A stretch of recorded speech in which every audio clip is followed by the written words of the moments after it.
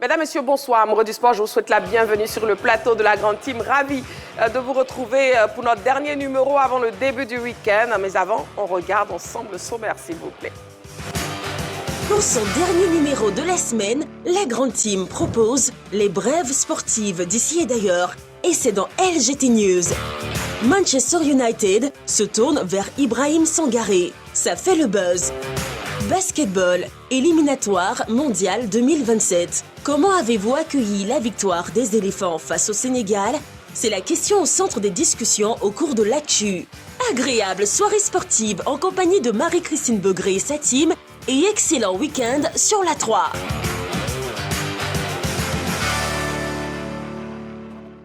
Effectivement, on parlera basketball ce soir, après justement la brillante victoire des éléphants basketteurs hier face au Sénégal avec cette question LGT basketball, éliminatoire mondial 2027. Comment avez-vous accueilli la victoire des éléphants face au Sénégal? Ça sera tout à l'heure dans l'actu. Et vous pourrez bien sûr participer à l'émission comme chaque soir en nous écrivant sur la page Facebook de la 3 ou bien en nous appelant sur le téléphone de la 3 dont le numéro s'inscrit actuellement. Notez bien, c'est le 27 21 59 93 99, précédé de l'indicatif plus 225 si vous appelez hors des frontières de la Côte d'Ivoire. Nous sommes en direct pour 90 minutes à parler sport, à parler toute discipline sportive. Et pour ce faire, je serai donc accompagné ce soir de Jean-Philippe. Jean-Philippe, bonsoir. Bonsoir Marie-Christine. Ravi de vous avoir ce soir. Kader, bonsoir. Bonsoir Marie-Christine. Ravi de vous avoir ce soir. Plaisir partagé, ma chère Marie-Christine. Saint-Séverin, bonsoir. Bonsoir Marie-Christine. Oui, ravi de vous avoir, Saint-Séverin. Moi aussi, je suis content de vous voir. Surtout que vous avez essayé de mettre les couleurs de l'Africa, mais bon, vous avez triché un peu. Du vert olive rose, de mettre du vert et du rouge. Mais ça va, vous êtes resplendissante. Merci beaucoup Saint-Séverin. Heureusement que vous êtes là, vous êtes un amour, rien à voir avec Kader. J'aurais dit la même chose, j'aurais eu un carton. Tellement c'est à la tête du client, quoi, franchement. Et le fait que vous n'avez rien dit, justement, vous avez un carton jaune, Kader. Ça sort vraiment comme de la purée Voilà. de tomate. Ça. Allez, donc ce soir, on sera donc accompagné de Jean-Philippe de Kader de Saint-Séverin et de vous qui nous suivez chaque soir du lundi au vendredi de 20h30 à 22h en direct sur la 3 LGT News. C'est la première rubrique et c'est maintenant. On y va. LGT News. Basketball NBA pour démarrer les news de ce dernier numéro LGT de la semaine. Détroit remporte le choc des leaders. Un match, et non des moindres, a captivé l'attention des férus du basketball dans la nuit du mercredi à jeudi. Il s'agit du choc des leaders de conférence qui opposaient Détroit à Oklahoma City. À l'issue d'une rencontre électrique, les Pistons se sont imposés par 124 à 116. Un succès assuré dans les dernières minutes et qui permet à Détroit de bien rebondir après la douche froide reçue à domicile lundi dernier face aux San Antonio Spurs 114 à 103. Mais à la vérité, le champion en titre, Oklahoma City, n'était pas au mieux de sa forme en abordant ce match avec un effectif décimé par des absences. On peut citer entre autres celles de Shai Gilgeous-Alexander, Jalen Williams, AJ Mitchell, Chet Holmgren et Isaiah Hartenstein. Avec cette victoire, les Pistons accentuent leur avance sur leurs poursuivants que sont Boston et Cleveland. Boxe, un remake Pacquiao-Mayweather annoncé. Sauf changement, le combat le plus suivi et le plus lucratif de boxe en 2015 entre Manny Pacquiao et Floyd Mayweather devrait connaître son remake bientôt. On évoque la date du 19 septembre prochain à Las Vegas. Plus de 12 ans après ce combat historique, le Philippin et l'Américain vont se retrouver dans la même ville pour un choc inévitable. Les organisateurs sont à pied d'œuvre et les deux camps ont officialisé ce gala entre deux boxeurs sortis de leur retraite. Invaincu en 50 combats, Mayweather veut garder son invincibilité. 4 ans après son dernier combat, sanctionné par une défaite, il entend bien réagir cette fois. Il devrait pouvoir mieux préparer ce rendez-vous avec son prochain combat prévu en avril face au Russe Ruslan Provodnikov. Rugby, classement World. La France perd une place, l'Afrique du Sud en tête. Le dernier classement World Rugby, publié récemment, a vu l'équipe de France perdre une place malgré sa large victoire au tournoi des 6 nations devant l'Italie 33-8 à l'issue de la 3e journée. Les Bleus, désormais 4e, sont dévancés par l'Irlande 3e qui a terrassé l'Angleterre 42-21. Les Anglais occupent le 5e rang, tandis que ce classement est dominé par l'Afrique du Sud avec ses 93,94 points. Le pays de Nelson Mandela est suivi de la Nouvelle-Zélande, classée 2e avec 90,33 points. Football à présent, Salzbourg, joueur du mois, Karim Konaté en course. Après 6 mois d'absence en raison d'une blessure au genou, Karim Konaté ne pouvait pas espérer mieux pour son retour à la compétition. L'attaquant ivoirien a réagi de la meilleure des manières en Ligue Europa, puis a enchaîné avec un beau match en quart de finale de figurer parmi les nommés en course pour le titre du joueur du mois. Karim Konaté est en concurrence avec 2 autres coéquipiers et espère rafler cette récompense individuelle. Leipzig, 4 clubs anglais suivent de près le dossier Yann Diomandé. Un contestant aux aguets. Il s'agit de Manchester United, Tottenham, Liverpool et Arsenal. Pour l'instant, aucune proposition officielle n'a été faite, mais cela ne devrait tarder si l'on s'en tient aux dernières informations de The Telegraph. Yann Diomandé a vu sa valeur marchande grimper. Rappelez, toute compétition confondue. Des statistiques qui ne laissent aucun club européen indifférent. Sporting CP. Ousmane Diomandé ne manque pas de prétendants. Bien que lié au Sporting CP jusqu'en juin 2030, Ousmane Diomandé est la cible de nombreux clubs. Il est vrai que Crystal Palace, qui était venu aux nouvelles récemment, a finalement renoncé à recruter le défenseur international ivoirien, mais il est aussi vrai que le joueur de 22 ans plaît énormément à d'autres écuries anglaises. On parle de Chelsea, de Newcastle et d'Arsenal. Ces 3 clubs gardent un œil sur Ousmane Diomandé pour le prochain mercato d'été.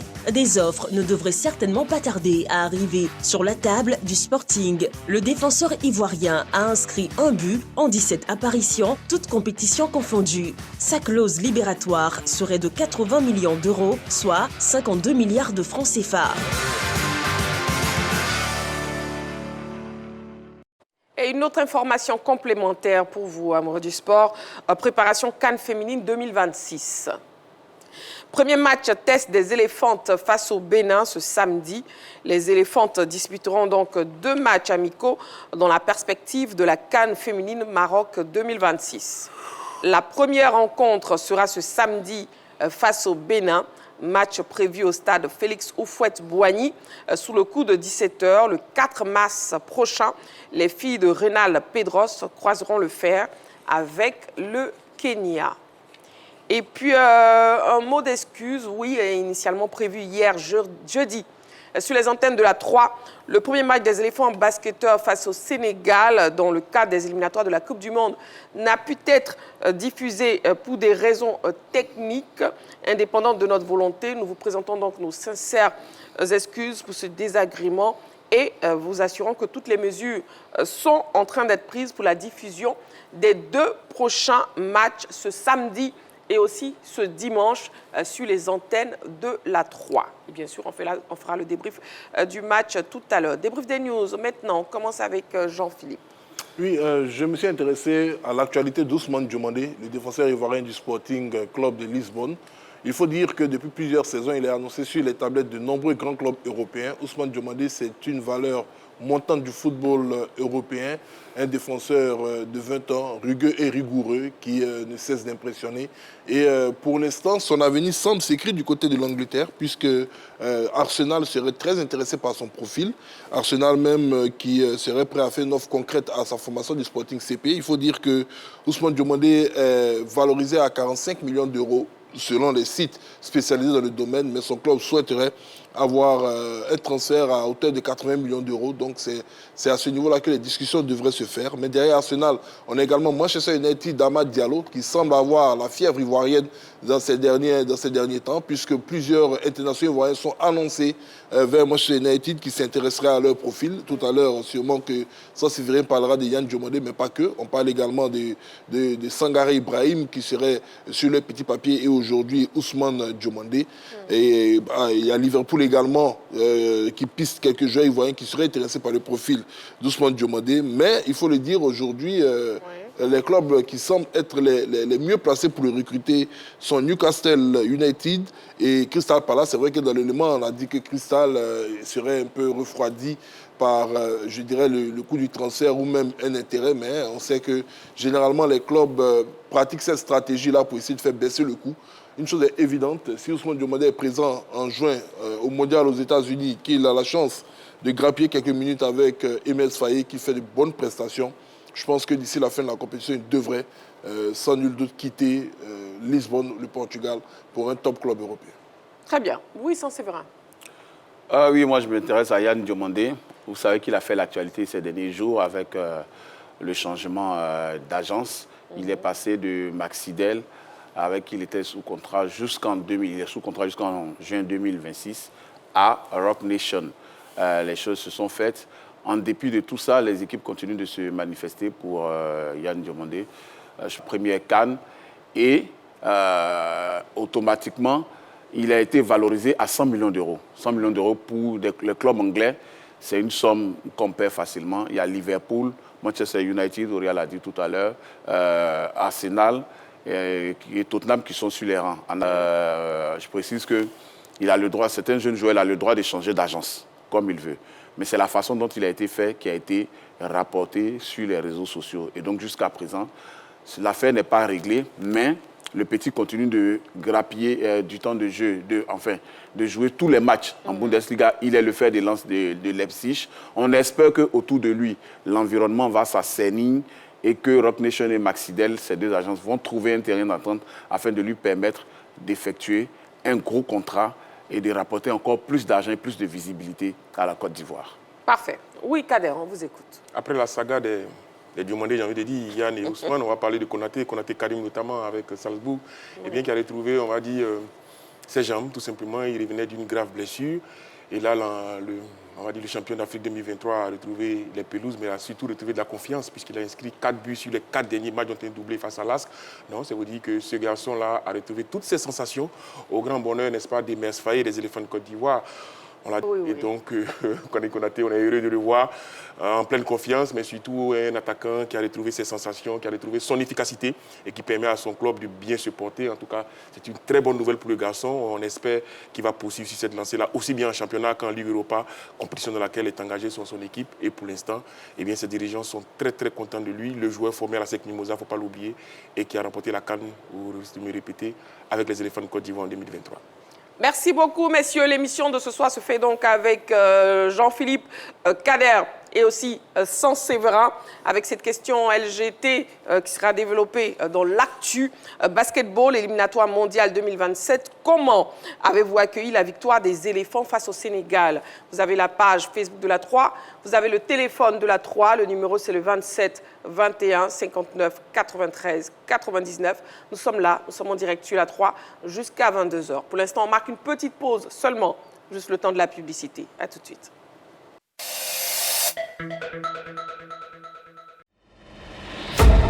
La cour et le roi que je suis vous saluent. Les people font des polémiques. Et les polémiques font des people. L'observateur m'a dit que les gens disent qu'il est guindé, les gens disent qu'il est méchant. Je t'ai pas dit la vérité, tu as menti. Mais c'est pas le mensonge. Non. Au moment où je commençais ça, j'étais vraiment en effervescence avec mon groupe. Je ne suis pas le genre à vouloir me justifier tout le temps. Heureusement, le grand déballage est garanti dans Pipolémique. Débat, analyse et décryptage des dossiers les plus brûlants de vos célébrités. Pour cette nouvelle saison 2025-2026 de Pipolémique, vivez une expérience plus tonique, plus pertinente et plus chaleureuse. Derby polémique à suivre tous les jours du lundi au vendredi dès 13h30 sur la 3.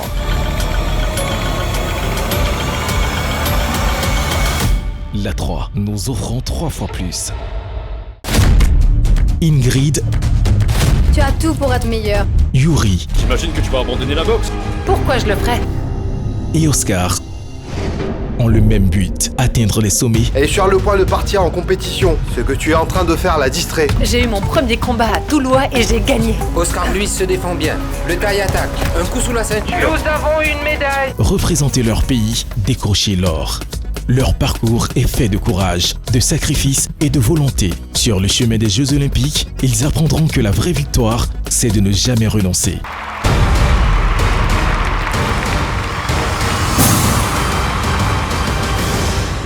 Rêve en or, une histoire de force et de persévérance tirée de faits réels. À suivre du lundi au vendredi à 22h sur la 3. La 3, nous offrons 3 fois plus de sport.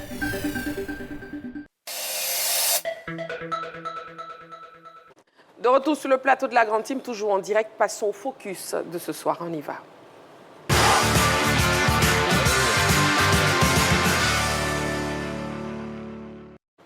Alors, Coupe nationale, deuxième tour.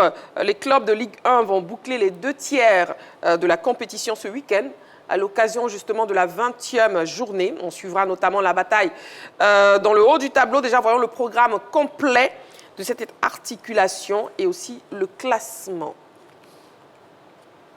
Ce vendredi, donc, Agboville a pris le meilleur sur le Stella Club d'Adjamé 2-0. Demain, 28 février 2026, Oza croisera CO Korogo. Zoma FC sera aux prises à l'US Chologo. Et ensuite, le dimanche 1er mars 2026, on aura le FC San Pedro face à Soweto Mispo de l'Armée, Boaké FC face à Iska, la FAD du Plateau face au Racing Club de Yopougon, la SEC Mimosa face à Sol FC d'Abobo, le lundi 2 mars 2026. FC Mouna d'Akoupé va croiser le stade d'Abidjan. Oui. Au niveau du classement, donc, la SEC Mimosa est premier de ce championnat avec 37 points plus 17. Le FC San Pedro est deuxième avec 34 points plus 8, un match en moins. FC Mouna est troisième avec 31 points. L'US Chologo est quatrième avec 29 points. Le COK est cinquième. Oza est sixième. La FAD est septième. La SOA est huitième. Le Stella Club d'Adjamé est neuvième. Le Stade d'Abidjan est dixième. Zoma FC est onzième avec 22 points, moins 7. Le Sol FC d'Abobo est 12e avec 22 points, moins 9. Le Racing Club de Yopougon est 13e avec 21 points, moins 1. Agboville souffle un peu en sortant de la zone de relégation et se positionne à la 14e place avec 21 points, moins 9. Relégué ainsi Boaké FC à la 15e place avec 20 points, moins 4. Et Iska est bon dernier avec 20 points, moins 10. Et en semaine, le FC San Pedro a été tenu en échec par le stade d'Abidjan. Déjà, faut-il craindre pour les Pétriciens, sans Séverin? Le FC San Pedro avait l'occasion de se rapprocher un peu plus de la SEC pour espérer prendre seul la tête du championnat après son prochain match en retard. Mais non, ça a coincé. Mais ils sont encore dans la course. Ils sont à 3 points des Mimos, 34 points pour les Pétriciens, 37 pour les Jaunes Noirs. Non, ils ont encore toutes les chances. Ils ont un match en moins à jouer. Et puis, il va y avoir devant, un peu plus loin là-bas, le choc entre la SEC et le FC San Pedro. Donc, chacune des deux équipes a encore les cartes en main. Pour l'instant, avantage à la SEC. Jean-Philippe? Oui, je pense que c'est un joker important quand même qu'ils ont grillé. Il ne faudrait pas se le cacher.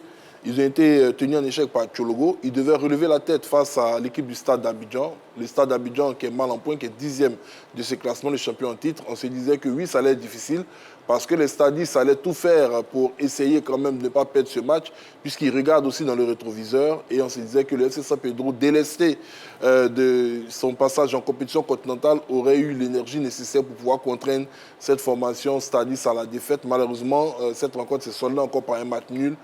Ça fait 2 rencontres nulles, 2 résultats frustrants pour les Pétriciens, mais on le sait.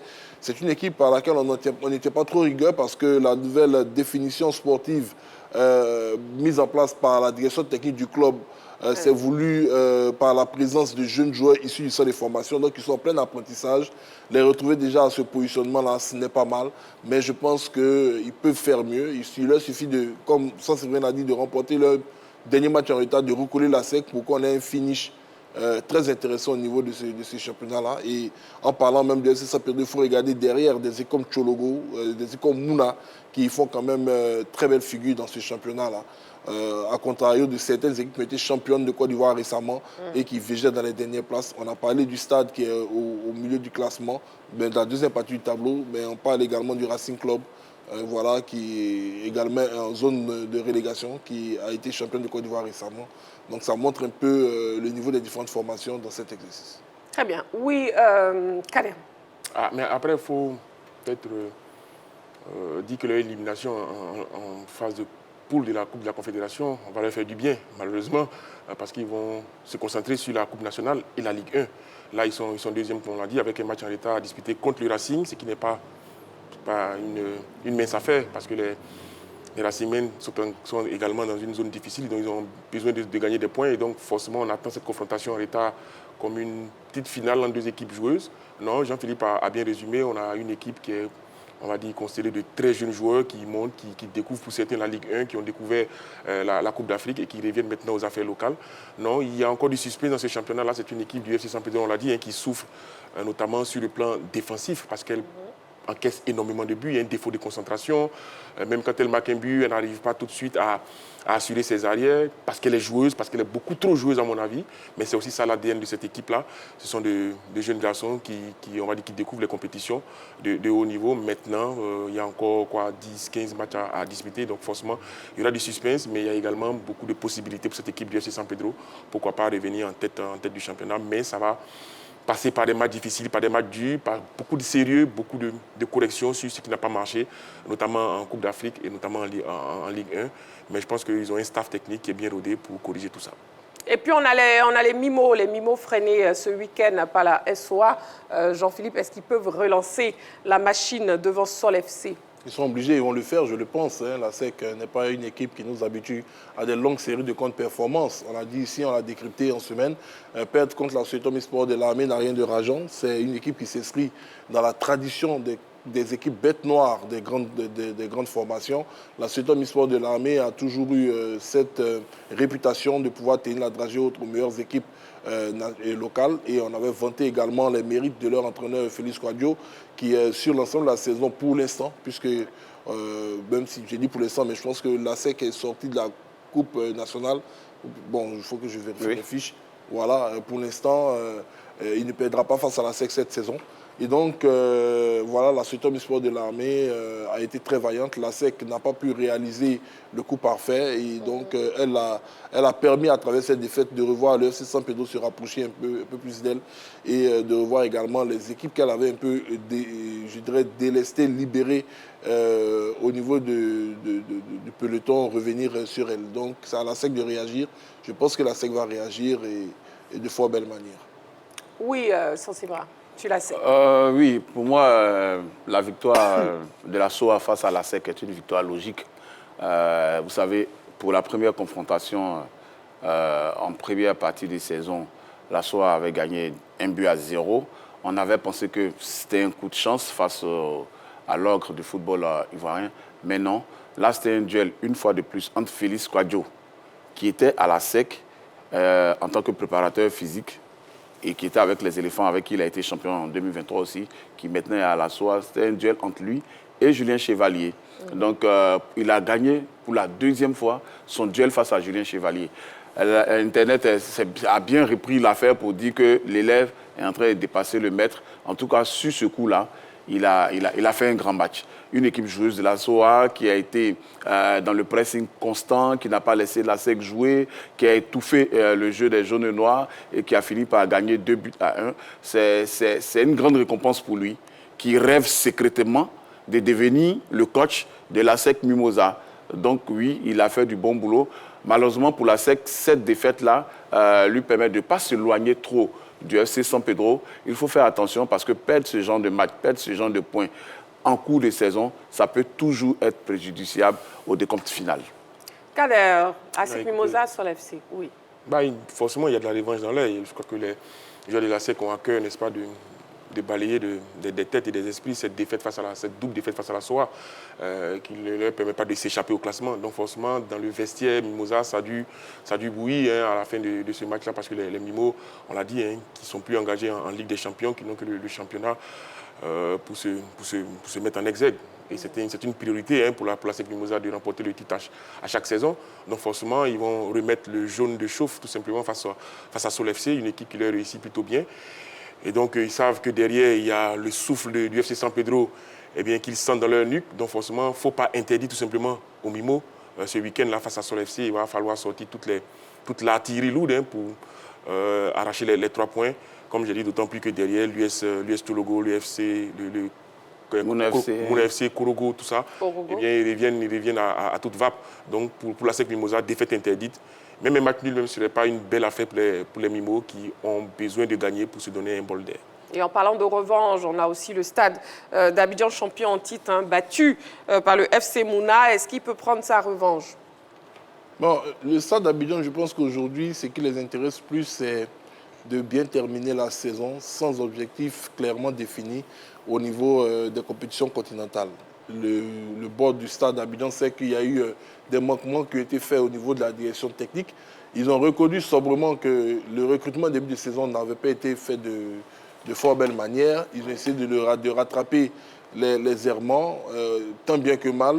Pour l'instant, le club n'est pas en danger de relégation, mais ils vont prendre chaque rencontre comme elle vient, en essayant de donner le maximum pour, pourquoi pas faire du compte à la fin, mais ne pourront pas parler de revanche particulièrement. On parle plutôt d'une opération, je ne vais pas parler de sauvetage, mais de pouvoir se maintenir au niveau de la Ligue 1 et de pouvoir avoir un classement final assez honorable.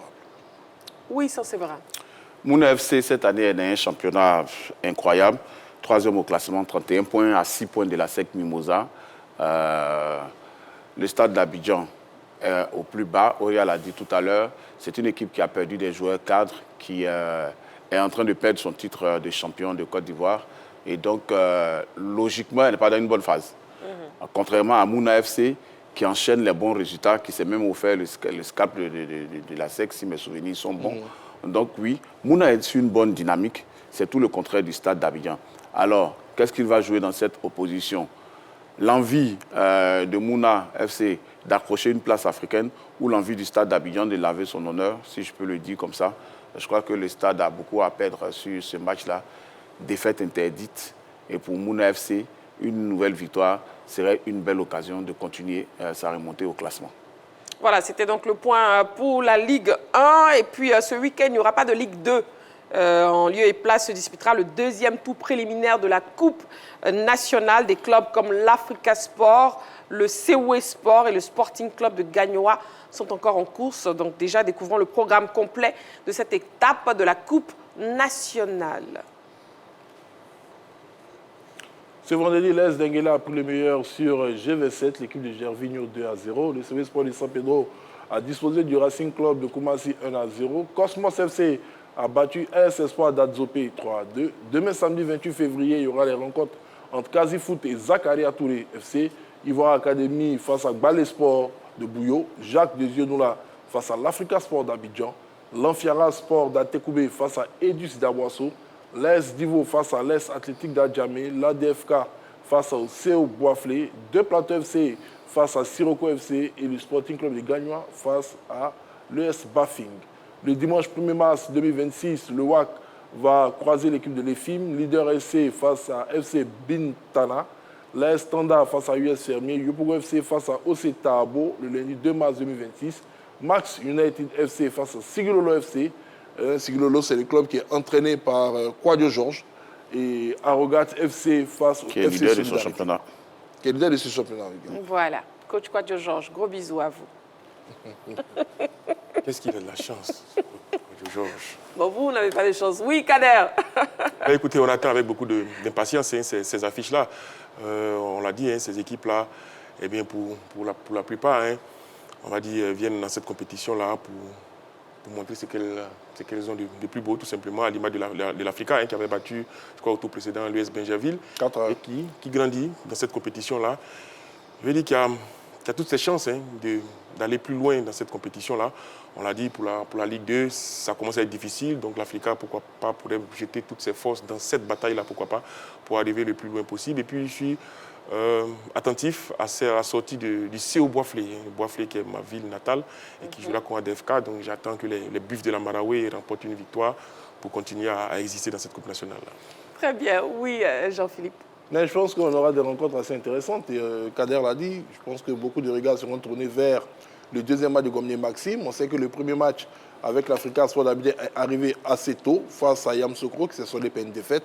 Il a eu le temps, comme il a si bien dit, de pouvoir voir son effectif, de pouvoir déceler les failles, de voir les athlètes qui ne constituaient pas peut-être les hommes sur lesquels il allait pouvoir compter à long terme. Il va mettre maintenant son commando, utiliser cette rencontre-là comme, pas forcément une rencontre test, mais de lancement de son projet, de sa vision du jeu pour l'Africa Sport d'Abidjan. Donc c'est tous ces aspects de l'Africa version Gwamné-Maxime qui vont intéresser les observateurs du football pour que demain ils puissent aller voir cette rencontre face à l'équipe de Genoula. Et puis on verra ce que cela va donner. Alors, Saint-Séverin, oui, deuxième sortie de Maxime Gwamné avec l'Africa Sport. On espère qu'elle va se terminer par une victoire. C'est vrai que quand vous prenez les deux équipes, il y a une équipe qui est en D3, il y a une équipe qui est en Ligue 2. L'Africa part avec les faveurs des pronostics. Maxime Gwamné n'a pas droit à l'erreur parce que vous savez que la Coupe nationale est le chemin le plus court pour l'Africa aujourd'hui d'arriver en compétition africaine. Si jamais l'Africa, au bout de cette compétition-là, gagne, l'Africa va jouer la Coupe de la Confédération. Donc, c'est une compétition en jeu pour les Oye qui sont ballottés en championnat actuellement. Ils sont à, je crois, 8 points du leader Yakro FC qui les a battus le week-end dernier par 2-1. Donc, Gwamné Maxime doit soigner cette deuxième sortie. Il a fait un bon match face à Yamoussoukro FC. L'Africa a mené avant d'être réduit à 10 et d'encaisser 2 buts coup sur coup. Donc, pour cette deuxième sortie en Coupe nationale, c'est une autre compétition qui démarre. L'Africa l'a bien commencé en battant l'US Benjaville, en atomisant l'US Benjaville avec 4 buts marqués, 4 buts à 1. Donc, oui, Maxime Gwamné n'a pas le droit à l'erreur dans cette compétition et ça pourrait servir de rampe de lancement pour retrouver la confiance qui manque aux garçons. Voilà, allez, le Sabuzz pour ce soir, c'est maintenant, on y va.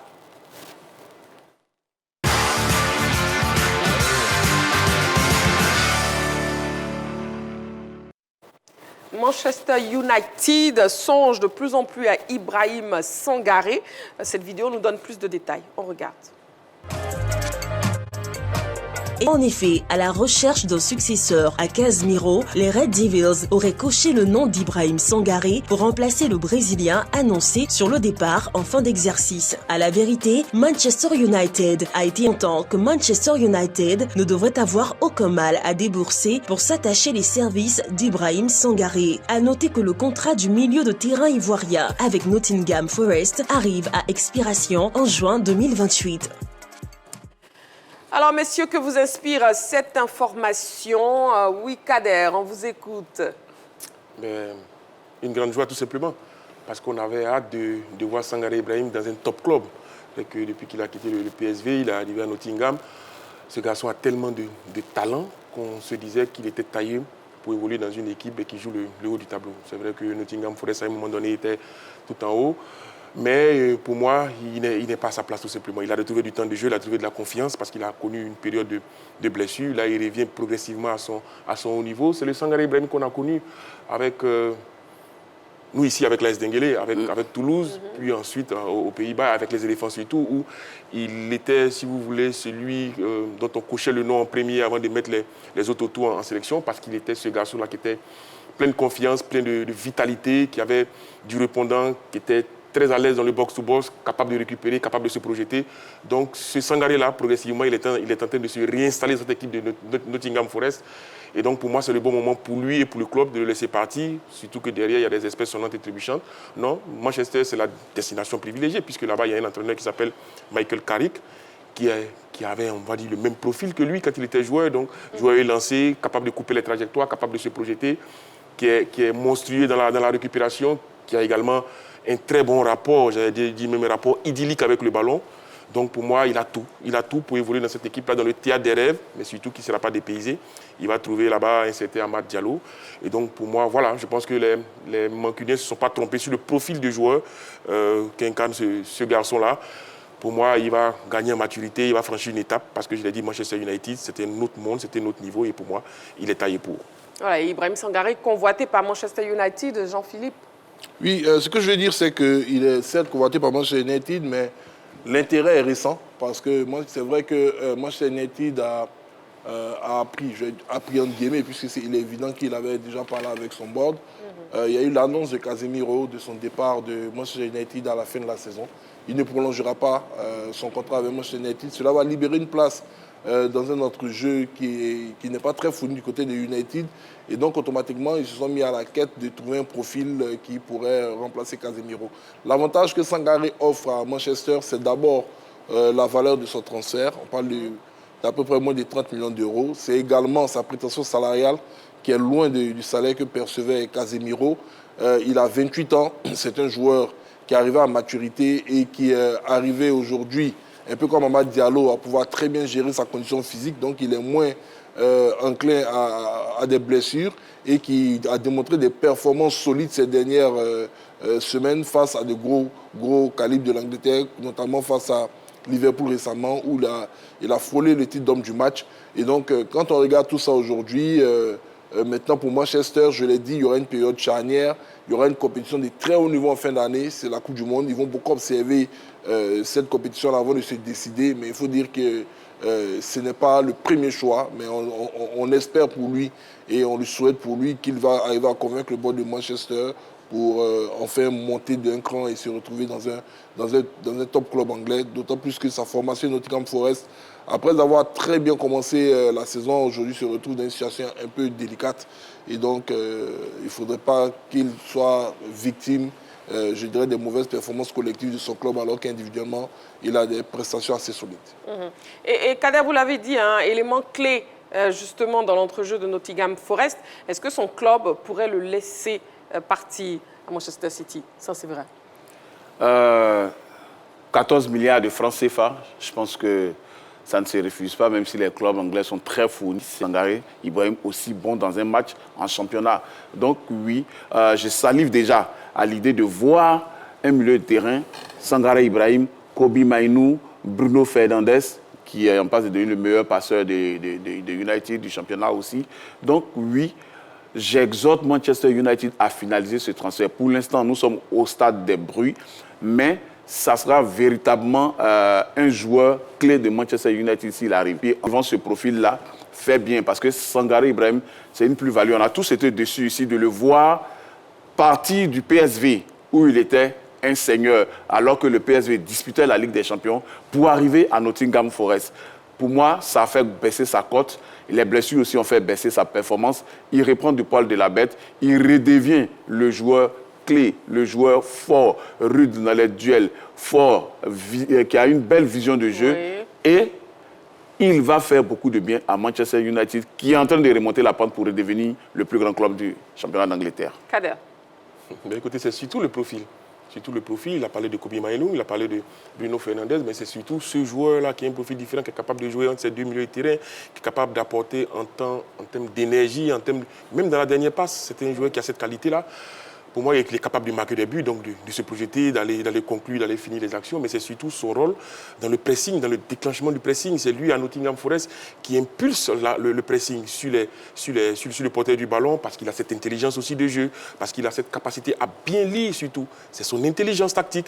Et je pense que ce sont autant d'éléments, bien que convaincus, le board de Manchester United à le placer parmi des joueurs mais qui sont capables de remplacer Casemiro, qui, on l'a dit, était un immense joueur, une immense carrière avec le Real Madrid et avec le Brésil. Donc, remplacer un tel joueur avec une somme d'expérience, eh bien, je pense que Sangaré Ibrahim se situe, n'est-ce pas, dans ce profil-là. Et pour moi, c'est la jeunesse, c'est surtout un garçon qui a fait le challenge, mais qui se présente à Manchester United. Et comme Séverin l'a dit, eh bien, il ne faut pas manquer cette opportunité. Cette opportunité, oui, Jean-Philippe.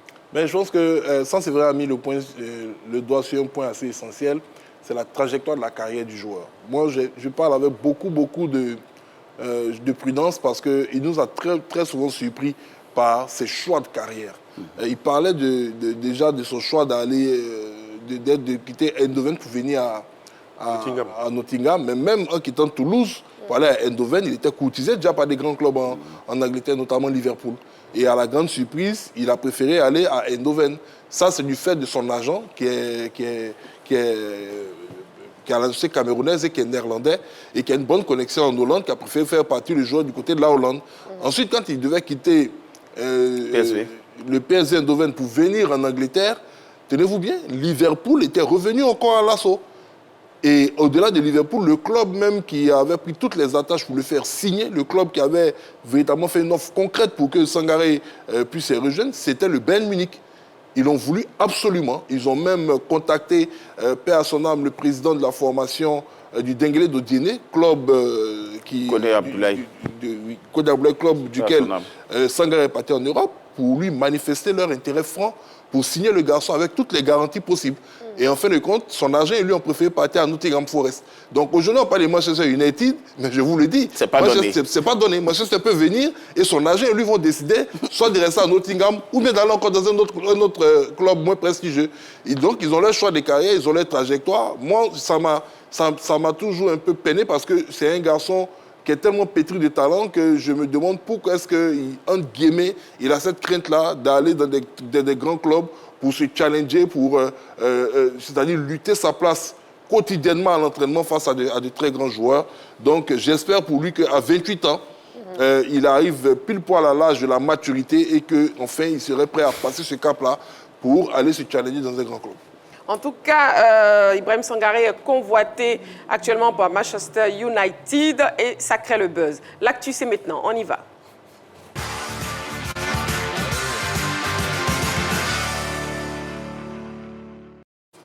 Le téléphone est ouvert. Vous pouvez nous appeler au 27 21 59 93 99 pour participer à l'émission, pour répondre à la question LGT que je vous redonne. Basketball, éliminatoire mondial 2027. Comment avez-vous accueilli la victoire des éléphants face au Sénégal? L'équipe nationale de Côte d'Ivoire est sortie victorieuse de son choc face au Sénégal lors de la première journée des éliminatoires de la Coupe du Monde FIBA 2027. Plus de détails avec ce sujet préparé par la rédaction et après, on en parle sur ce même plateau. On regarde. Le cadre comme Solo Diabaté, Vafissa Fofana et Matt Costello, et ils ont su faire montre d'une grande détermination. Et la question LGT est donc posée, basketball éliminatoire mondial 2027. Comment avez-vous accueilli la victoire des éléphants face au Sénégal? Messieurs, sur ce plateau, je vais donc vous écouter. Séverin, on va commencer avec vous. Voilà comment j'ai accueilli la victoire des éléphants. Vous savez, la Côte d'Ivoire qui se déplace au Sénégal, qui joue au Sénégal, face au Sénégal, c'est exceptionnel. Un stade plein à craquer, un public survolté, tout le monde derrière le Sénégal. Et puis la Côte d'Ivoire qui fait un match tranquille. C'est vrai que les éléphants ont fait un premier quart-temps exceptionnel, mais après, ils sont retombés quelque peu dans les travers au troisième quart-temps avant de continuer à défendre et de mettre des paniers. Chapeau à Kevin Yeboah, qui découvre la sélection. C'est vrai qu'il a été courtisé depuis longtemps, ça ne s'est pas vite fait, mais là, maintenant, il est là. En l'absence de joueurs comme Costello dans la raquette, il était là, Yeboah. Et pour moi, c'est l'homme du match. 15 points, 6 rebonds, si ma mémoire est bonne. Il a été vraiment le souffle de vie de cette équipe de Côte d'Ivoire aux côtés de Assemian Moularé et de Jean-Philippe Dali qui ont aussi fait le boulot. La Côte d'Ivoire est comme un phénix. Une équipe qui n'a pas tous ses joueurs toujours au bon moment, au même moment, mais qui arrive à se surpasser. Solo Diabaté n'est pas là, oui, et Costello aussi, je l'ai dit tout à l'heure, Poitres n'est pas là, mais la Côte d'Ivoire reste solide, elle est restée égale à elle-même. C'est une grande nation de basketball, on le savait, mais là, de plus en plus, elle sait voyager et faire ce hold-up là à Dakar, pour moi, c'est prodigieux. La RDC doit se tenir à carreau. Voilà, en tout cas, les éléphants basketteurs qui ont remporté leur premier match face au Sénégal devant le public sénégalais. Nous avons un appelant, M. Diomandé Mamadou, bonsoir. M. Diomandé Mamadou. Oui, M. Diomandé Mamadou, bonsoir, bienvenue sur le plateau de la Grande Team. Bienvenue sur le plateau de la Grande Team, M. Diomandé Mamadou. Non, tu es très bien habillé, aussi au top niveau. Merci. Le rouge pour l'Afrique dans le plafond, le haut pour l'Afrique du Moussa, au top niveau. Merci à toi pour cet argument là. Merci. Je salue le plateau tout entier. Oui. Bonsoir, monsieur Demandé. Il y a suivi le match. Oui. J'ai vu des éléphants Paris au Sénégal. Ils étaient un autour d'une balle de basket. Vraiment, ils m'ont fait rappeler directement. Les tripoteurs au mètre acier, les 32 qui marquaient les 3 buts, les 3 points. Vraiment, j'étais très heureux. Même les joueurs sénégalais ont approuvé la valeur des joueurs ivoiriens. Parce que j'ai suivi le match jusqu'à la fin. Franchement dit, ces éléphants-là, c'est des battants. Ils nous font honneur. Donc, c'est avec joie, vraiment amour pour eux. Leur dire merci du fond du cœur. Et leur souhaiter bonne continuité et jusqu'à la fin pour qu'ils aillent au mondial ou le plateau dignement. Christine? Oui, monsieur Très bien habillé, bon avec un bon style. Merci beaucoup, M. Timondé Madou, qui nous appelait donc de Sipilou. Alors, la victoire des éléphants face au Sénégal, éliminatoire mondial 2027, comment vous avez accueilli cette victoire? Bravo à eux. Et donc, comme je l'ai dit, je l'ai accueilli avec un grand oui, cette victoire des éléphants de Côte d'Ivoire. Éliminatoire Coupe du Monde 2027, victoire donc des éléphants basketteurs face au Sénégal. Comment vous avez accueilli cette victoire, Jean-Philippe? Écoutez, Marie-Christine, déjà, cette victoire-là m'a rappelé les propos du président avant la rencontre. Il a envoyé un petit message dans le groupe du comité directeur de la fédération. Un message d'espoir, un message, je dirais, d'encouragement, parce qu'il le disait lui-même, c'est la sortie de la nouvelle génération, c'est le shift générationnel, parce que derrière les grands noms que nous avons connus récemment, dont un est sur le banc de touche aujourd'hui, en tant qu'entraîneur adjoint, c'est-à-dire Konaté Stéphane, comment est-ce qu'on allait pouvoir se passer d'un homme comme Solo Diabaté? Comment est-ce qu'on allait pouvoir se passer de l'absence de Costello, de tous ces gars, de Vafessa, de tous ces garçons-là qui, depuis de très nombreuses années maintenant, ont démontré de grandes qualités de basketteurs et qui ont réussi à porter la Côte d'Ivoire comme la meilleure équipe de basket du continent africain, même si malheureusement, on a été vice-champion d'Afrique à l'avant-dernière édition de l'afro-basket féminin et masculin du côté de la Tunisie. Donc c'était ça aujourd'hui le grand challenge pour la Fédération ivoirienne de basketball. On a travaillé ces dernières années au niveau de la fédération pour pouvoir mettre en place une équipe assez rapidement et une équipe assez compétitive. Et il fallait donc essayer de rapidement permettre à cette équipe-là de démontrer de quoi est-ce qu'elle pourrait être capable sur les années à venir. Je pense que ce premier match test face à l'une des meilleures nations du continent africain, le Sénégal, emmené par un excellent Boissy, a donné déjà ses premiers mots concernant cette génération. C'est vrai, comme l'a si bien dit, c'est vrai, on a eu des sueurs froides hier, moi particulièrement, surtout au niveau du troisième quart-temps, parce que généralement, on a un troisième quart-temps qui est difficile et on espère qu'avec le travail, avec les observations de l'entraîneur, on va pouvoir le corriger. Mais on a compris également que derrière cette victoire et derrière entre guillemets, cet affaissement, il y avait une certaine crispation parce que vous êtes à l'étranger, vous êtes au Sénégal, vous êtes face à une grande équipe et dans un environnement complètement hostile. Voilà, hostile. Et malgré ça, parvenir à les battre sur des 10 points d'écart, terminer la rencontre, voilà, maîtrise des observateurs, même sénégalais, le disaient, ils ont eu l'impression que les éléphants n'ont même pas forcé. Exactement. Voilà. Et sur cette rencontre, je pense qu'on a eu beaucoup de points positifs, contrairement à la génération précédente qui était magnifiquement puissante dans le jeu fait de pénétration. Cette équipe qui a joué hier a monté son adresse extraordinaire comme on l'appelle, aux 3 points et autres. Et donc je pense que c'est aussi ça la vision qui a voulu être donnée et la nouvelle orientation qui a voulu être donnée à cette équipe. Maintenant, demain, ce sera la RDC, un autre très gros morceau. Je pense que ce sera l'opportunité pour les garçons de confirmer déjà ce qu'ils ont démontré face au Sénégal et de prendre une option très sérieuse sur la qualification, pour la qualification à la prochaine Coupe du Monde. Et dans le Money Time, on a également découvert Jonathan Cissé. Un mot sur Jonathan Cissé, sans Séverin. Un des meilleurs joueurs du championnat de Côte d'Ivoire. qui arrive dans cette équipe-là sans complexe. Avant lui, les joueurs du championnat qui sont arrivés le dernier et qui se sont imposés, il y a Nathan Kouadio, par exemple. Il arrive dans un groupe où il y a des stars comme Nisré Zouzoua, des stars comme Dali, comme Assemian, comme Kébé, qui jouent tous déjà en Europe depuis de très longues années, qui portent cette équipe depuis de longues années aussi, pour certains.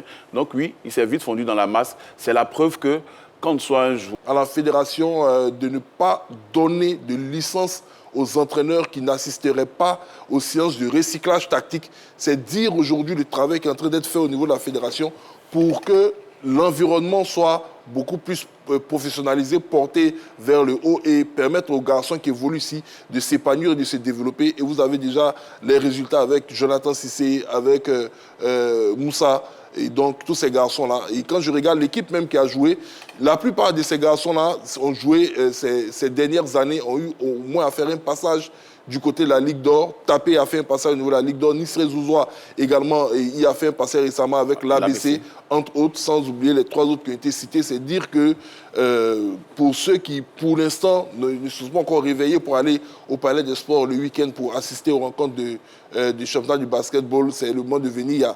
Il y a du spectacle, ça on peut vous le garantir. Ouais. Il y a de très, très, très belles affiches, tant chez les filles que les garçons. Et c'est ce travail qui a été fait ces dernières années-là, aujourd'hui, qui est porté par ces 3 garçons qui sont présents dans le roster des éléphants et qui ont fait une si forte impression hier. Très bien. Et nous avons un appelant, M. Kofi Mathieu. Il nous appelle de Mbato. Bonsoir, M. Kofi Mathieu. Bonsoir, la toute-puissante Marie-Christine Begré, la grande. Bienvenue sur le plateau de la grande team. Merci beaucoup. Et puis, je salue tout le monde sur le plateau. Voilà, bonsoir, et on vous écoute. Monsieur Kofi Mathieu, comment vous avez accueilli la victoire des éléphants face au Sénégal, basketball éliminatoire Coupe du Monde 2027? Je l'ai accueilli avec beaucoup de joie et puis beaucoup d'espoir pour la suite. Avant ce match-là, la grande team m'avait posé la question de savoir comment on voyait le match. Oui. Moi, j'avais dit que vu que depuis un moment, l'équipe de basket était une des équipes en Côte d'Ivoire qui n'avait pas froid aux yeux, qui pouvait regarder n'importe quel adversaire en face pour discuter le match avec lui, je savais qu'on allait pouvoir faire quelque chose. Et c'est ce qui s'est passé. Donc aujourd'hui, je suis très heureux. J'espère qu'ils vont faire la même performance face aux 2 autres équipes pour être qualifiés. Mais franchement, je tire mon chapeau à notre équipe de basket parce que depuis un moment, ils sont une des équipes en Côte d'Ivoire qui nous rendent fiers. Très bien. C'est bien noté. Voilà. Merci beaucoup, M. Kofi Mathieu. Merci à vous et puis bonne suite d'émission. Merci beaucoup. Merci, M. Kofi Mathieu. Oui, Sansebara. Il a tiré le chapeau à l'équipe de Côte d'Ivoire. Moi, je tire le chapeau à la Fédération ivoirienne de basketball parce que, autant que mes souvenirs sont bons, sur les 10 dernières années, la Côte d'Ivoire est vraiment impressionnante. Le seul bémol, c'est qu'il n'y a pas encore de trophée au bout. Ouais. Mais quand vous voyez le travail qui est fait, vice-champion d'Afrique en 2021, et cette année, le pays est champion d'Afrique au niveau des U16, au niveau de la relève africaine. Vice-champion chez les filles. Vice-champion chez les filles, champion chez les garçons. Ils seront au mondial bientôt. Il y a un travail énorme qui est fait. Pendant des années, on a toujours joué avec des expatriés, des binationaux, des Ivoiriens venus d'ailleurs. De plus en plus, les joueurs locaux sont en train d'être intégrés à la sélection. Il y avait un petit pourcentage, ce pourcentage est en train de grossir. Chaque année, on retrouve au moins 2-3 joueurs du championnat local. Il y a des jeunes qui sont en train de venir. Quand ils vont arriver à maturité, à 20 ans, 23 ans forcément, ils vont rejoindre un joueur comme Assemian Moulare qui est arrivé très jeune dans cette équipe de Côte d'Ivoire. Donc, la Fédération ivoirienne de basketball, on ne le voit pas assez, mais elle fait un travail monstrueux. Tout autant que le football, qui demeure le sport roi, mais derrière, il faut dire que le basketball est énorme et chapeau à son président actuel, Moussa Diarra. Et nous avons un appelant, il s'agit de M. Ouattara. Bonsoir, M. Ouattara. Bonsoir, madame. Vous nous appelez d'où, s'il vous plaît? J'appelle de Bandoukou. De Bandoukou, d'accord. Bienvenue sur le plateau. Et puis, on vous écoute. Comment vous avez accueilli cette victoire des éléphants basketteurs face au Sénégal hier? D'abord, j'ai dit bien des choses qu'on appelle au plateau. Bonsoir, monsieur. Bonsoir, monsieur. Et on vous écoute maintenant. Monsieur Ouattara. Vraiment, j'ai accueilli cette victoire avec beaucoup de joie. Beaucoup de joie. Parce que les éléphants nous ont fait penser aux années 80-85 avec les Billy Alphonse, les Bonébo Maxime et puis tous ces grands joueurs de basket. Oui. Donc je crois que vraiment la suite sera bonne. D'accord. C'est bien Surtout noté. qu'on a gagné le Sénégal à domicile même devant le public. Voilà, vraiment beaucoup de félicitations aux éléphants. Bonne continuation. Merci beaucoup à vous, monsieur Ouattara, pour votre participation à l'émission. Et puis, par rapport à ce match, voyons les statistiques, justement, de ce match Sénégal-Côte d'Ivoire, les stats. Au niveau de l'adresse générale, d'abord le score était de 90 à 80 en faveur des éléphants de Côte d'Ivoire. Au niveau des statistiques en adresse générale, il y a eu 38% pour la Côte d'Ivoire contre 37% pour le Sénégal. Adresse à 2 points, 50% pour la Côte d'Ivoire contre 51,1% pour le Sénégal. C'est au niveau de l'adresse aux 3 points que la différence a eu à se faire dans cette rencontre, avec 28,2% pour la Côte d'Ivoire contre 13,8% pour le Sénégal. Au niveau des lancers francs, nos joueurs ont été plus adroits, 79% d'adresse contre 69% pour le Sénégal. Au niveau des rebonds, les Ivoiriens ont plus de rebonds que les Sénégalais, 88 à 46. Les rebonds offensifs ont été dominés par les Sénégalais, 17 à 15. Quant aux rebonds défensifs, les Ivoiriens étaient supérieurs aux Sénégalais, 33 à 29. Au niveau des passes décisives, il y a eu 13 passes pour les Sénégalais, 15 pour les Ivoiriens. 11 interceptions sénégalaises contre 10 interceptions pour la Côte d'Ivoire. 7 contre Sénégalais contre 2 contre Ivoiriens. Mais c'est la différence de taille qui explique cela. Et 16 pertes de balles des Sénégalais contre 15 pertes de balles pour les Ivoiriens. Voilà, et puis je vous invite aussi à voir les résultats et le classement au programme dans le groupe B. Dans le groupe B, les résultats, le classement aussi. En termes de résultats, on le disait tout à l'heure, les éléphants de Côte d'Ivoire ont battu les Sénégalais 80 à 90, 90 à 80. La RDC a pris le meilleur sur Madagascar à 87 à 79. Au niveau de ce classement, la Côte d'Ivoire est en tête avec 2 points plus 10. La RDC est deuxième avec 2 points plus 8. Madagascar est troisième avec 1 point moins 8. Quand le Sénégal est bon dernier avec 1 point moins 10. Le programme de la suite de cette phase éliminatoire de la Coupe du Monde de basketball Qatar 2027 se déroulera demain, samedi 28 février 2026, avec les oppositions entre Madagascar et le Sénégal. Et la Côte d'Ivoire face à la RDC, et se termineront le dimanche par Sénégal-RDC et Madagascar-Côte d'Ivoire. Alors, Kader, comment vous voyez la suite du parcours des éléphants? Déjà, ils affronteront la République démocratique du Congo et aussi le Madagascar. Mais la victoire face au Sénégal ne vaudra que si on continue dans cette performance face à la RDC et face à Madagascar, parce que ça servira pratiquement à rien d'avoir battu le Sénégal et de tomber dans une déconcentration face aux Congolais et face aux Malgaches. Non, je pense qu'il faut rester concentré, il faut garder la même discipline tactique. Le head coach des éléphants se satisfaisait de cette concentration, cette discipline tactique qui a fait déjouer les Sénégalais, parce qu'on a bien défendu également que les Sénégalais ont déjoué. Donc il faut garder cette même concentration-là pour continuer à engranger les succès. Je crois que pour la confiance, pour la vie du groupe, pour l'intégration des joueurs, c'est surtout l'occasion pour lui de parfaire la cohésion du groupe. On l'a vu face au Sénégal, et pour moi, on ne doit pas laisser place au doute face aux Congolais et face aux Malgaches. Il faut garder la même intensité, le même sérieux, et surtout corriger les imperfections, parce que sur des lancers francs, quelquefois, on a joué d'inefficacité, donc il faut garder la même concentration et puis ne pas laisser le doute s'installer, comme j'ai dit, face aux Congolais demain. Jean-Philippe? Mais écoutez, moi je l'ai dit en toute franchise, le Sénégal est un ogre du basket africain, mais les statistiques étaient en notre faveur. Et quand les statistiques sont en votre faveur, généralement, vous avez de la confiance quand vous partez croiser un adversaire, même lorsqu'il est chez lui. Face à la RDC, on a également les statistiques en notre faveur, mais la RDC, c'est une équipe qui est très athlétique. C'est un grand pays de basketball. Quand on dit grand, ce n'est pas au niveau du palmarès, ce n'est pas, je dirais, au niveau de la performance de l'équipe nationale, mais au niveau de la qualité individuelle des joueurs.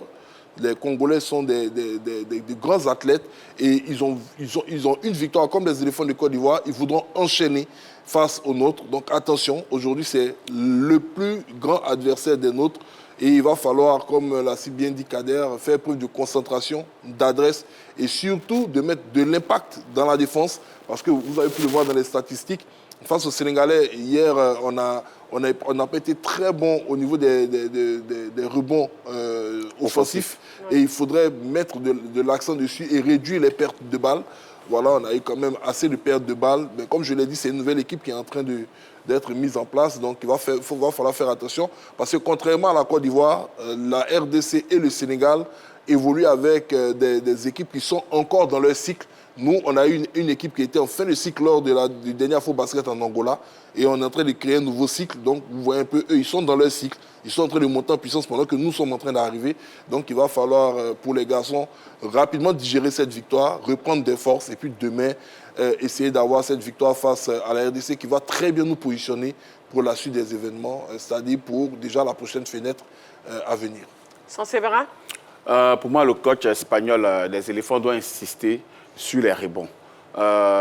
Hier, la Côte d'Ivoire a gagné parce qu'elle a attaqué plus. Elle a eu plus de chances au tir primé, plus de réussite au lancer franc, par exemple. Mais défensivement, on a souffert à certains moments. Quand vous prenez une équipe de la RDC qui est hyper athlétique, avec des individualités impressionnantes, je pense qu'au niveau des rebonds, il va falloir faire mieux. Le Sénégal nous a battus au niveau des rebonds offensifs. Là encore, il va falloir que les éléphants soient un peu plus présents parce que quand vous arrivez à récupérer ce genre de ballon, vous avez toujours l'avantage psychologique et vous avez l'occasion aussi de porter l'estocade à l'adversaire. Donc pour moi, la Côte d'Ivoire demain doit soigner sa défense tout en restant fluide dans les transitions, faire de bons écrans, donner le ballon aux joueurs les mieux placés et surtout, ne pas que compter sur ses individualités, mais faire en sorte de jouer en équipe afin de passer le cap de la RDC. Je pense que si on passe le cap de la RDC, Madagascar même va trembler avant que le troisième match n'arrive. Victoire des éléphants face au Sénégal hier pour le premier match éliminatoire de la Coupe du Monde 2027. Comment vous avez accueilli cette victoire? Écoutons l'avis du public sportif ivoirien.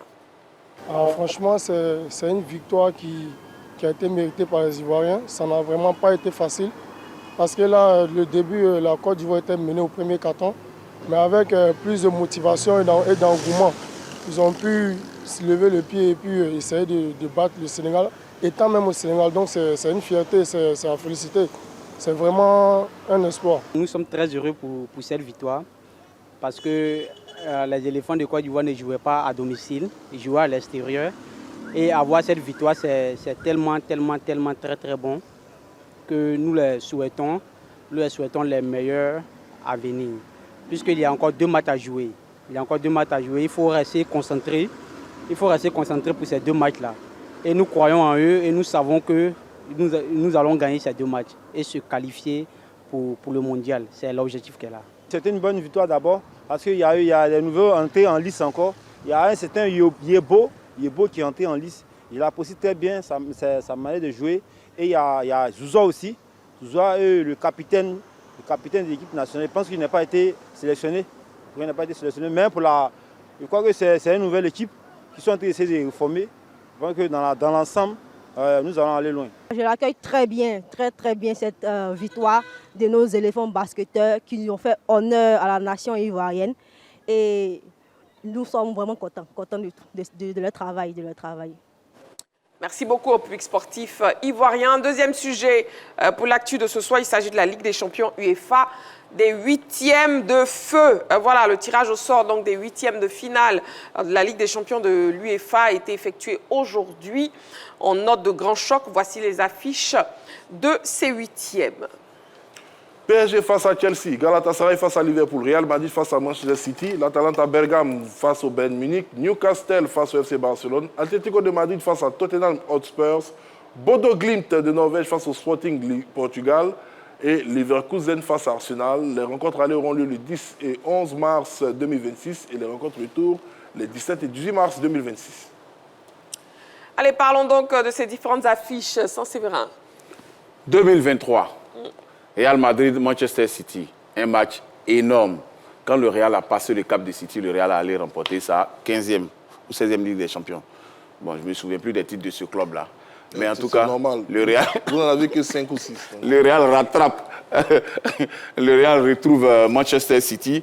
Pour moi, c'est le gros choc de ces huitièmes de finale. Et puis, j'ai coché aussi un match Galatasaray et Liverpool. J'ai bien envie de voir Wilfried Sengo face au mur rouge de Liverpool.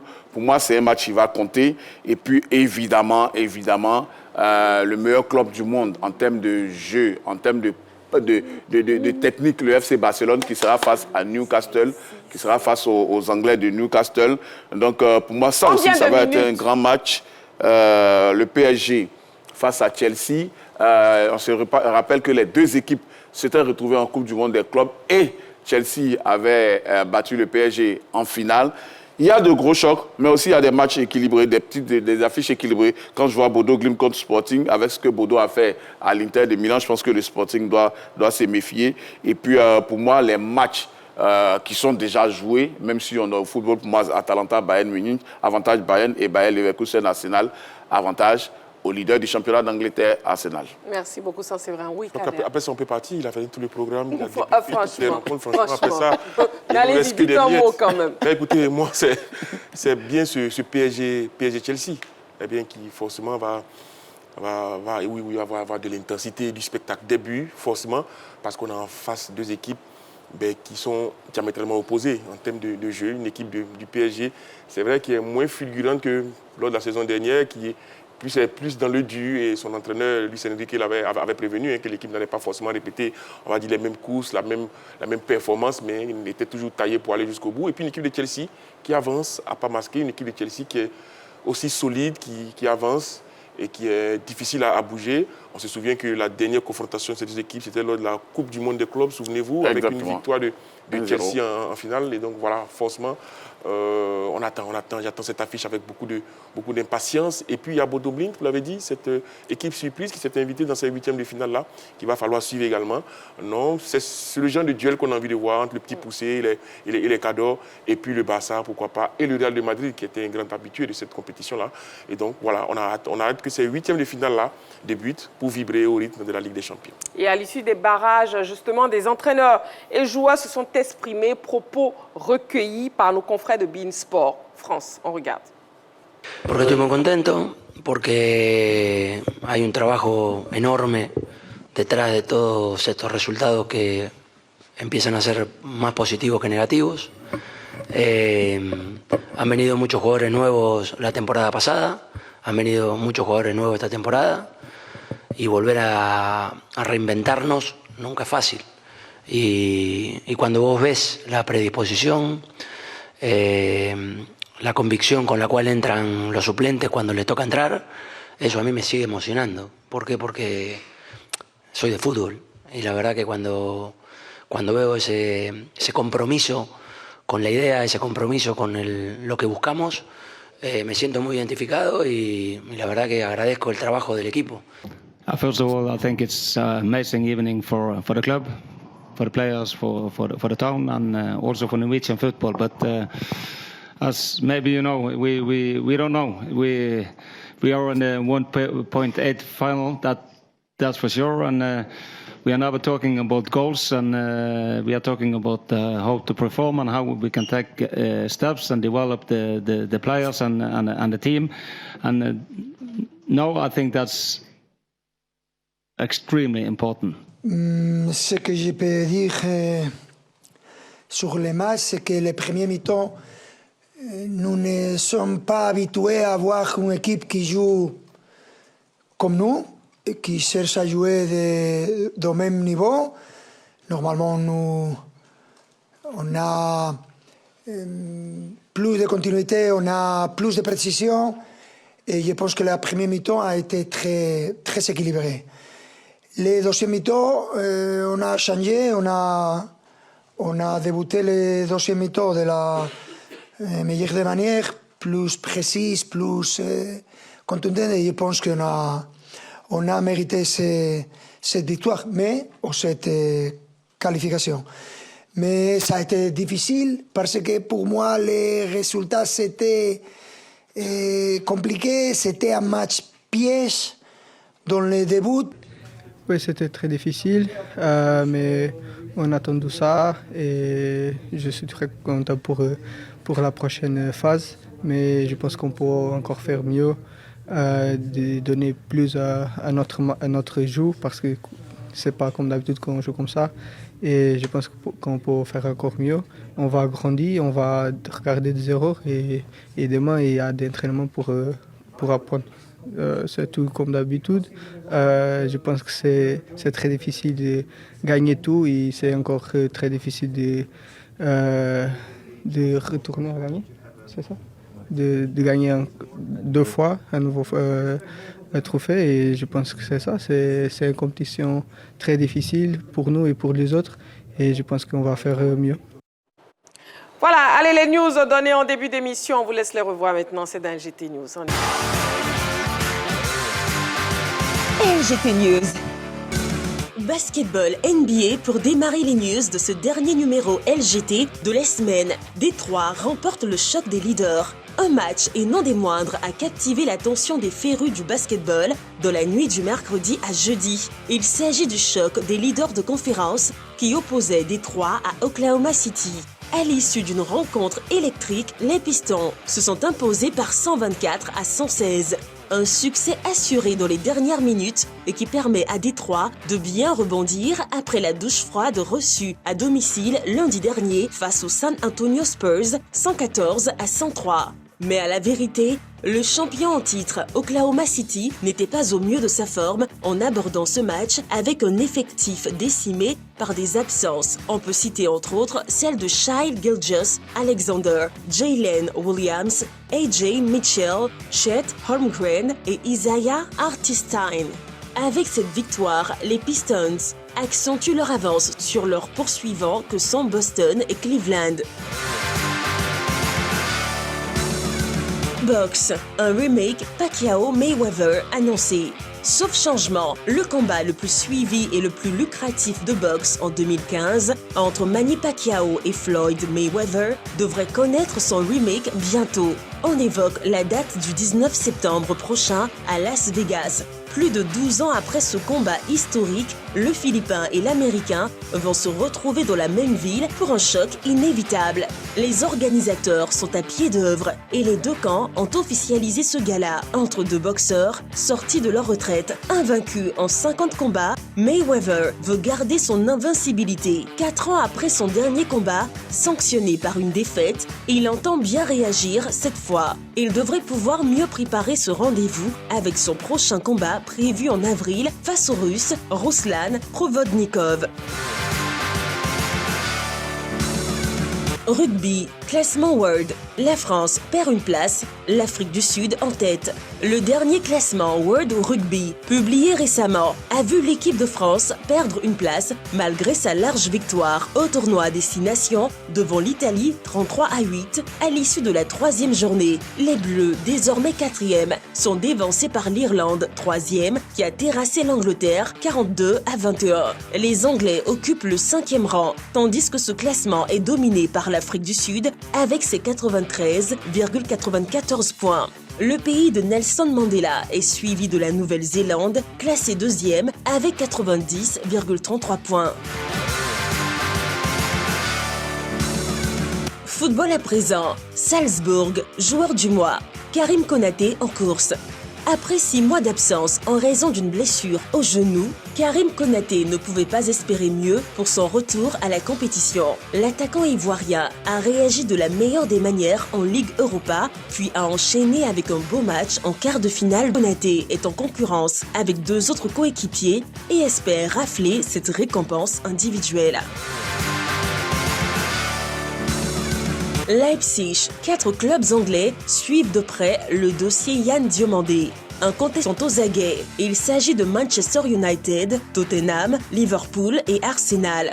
Pour l'instant, aucune proposition officielle n'a été faite, mais cela ne devrait tarder si l'on s'en tient aux dernières informations de The Telegraph. Yann Diomandé a vu sa valeur marchande grimper. Rapide, toute compétition confondue. Des statistiques qui ne laissent aucun club européen indifférent. Sporting CP.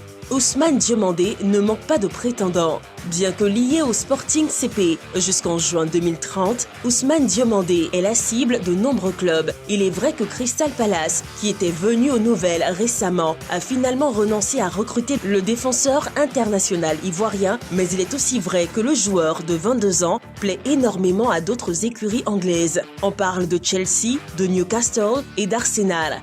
Ces trois clubs gardent un œil sur Ousmane Diomandé pour le prochain mercato d'été. Des offres ne devraient certainement pas tarder à arriver sur la table du Sporting. Le défenseur ivoirien a inscrit un but en 17 apparitions, toutes compétitions confondues. Sa clause libératoire serait de 80 millions d'euros, soit 52 milliards de francs CFA. Voilà, et c'est la fin de la grande team pour cette semaine. Merci beaucoup, messieurs. Merci, Jean-Philippe. Merci à vous, Marie-Christine. Merci, Saint-Séverin. Merci, Marie-Christine. Merci, Kader. C'est moi. Merci à vous, amoureux du sport. Rendez-vous est donc pris en direct lundi prochain. Voilà, prenez soin de vous et n'oubliez pas, faites toujours du sport.